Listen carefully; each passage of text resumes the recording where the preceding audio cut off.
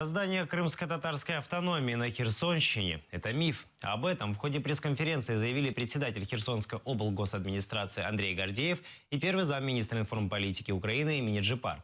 По их мнению, российские спецслужбы специально создают различные мифы для дестабилизации ситуации в регионе. Міф про те, що кримські татари збираються створити національну автономію на території Херсонщини. Це неправда.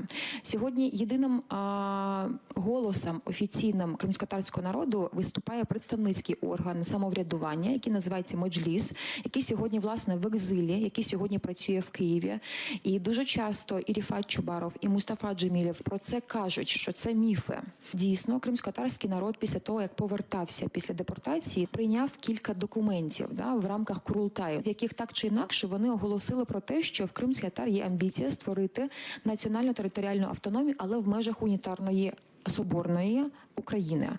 Тобто навіть створення такої автономії не означає, що це буде якась окрема держава.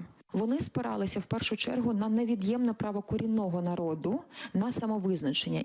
Хотів би ще доповнити, що з точки зору інформаційної безпеки нам необхідно так само і ваше сприяння у тому, щоб не розганяти якісь певні заготовки, які заготовляють Love News там і так далі, з приводу автономії кримсько-татарської на території Херсонської області чи інших речей. У нас на сьогоднішній день є ще одна проблема – це 1/3 Херсонської області не покрита українським сигналом навіть, яка якраз межує з Кримом.